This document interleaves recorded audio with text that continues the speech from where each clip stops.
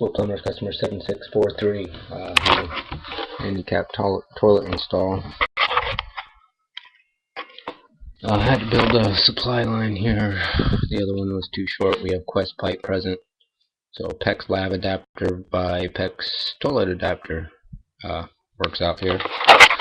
We've installed it, flushed it a few times. I'll show you.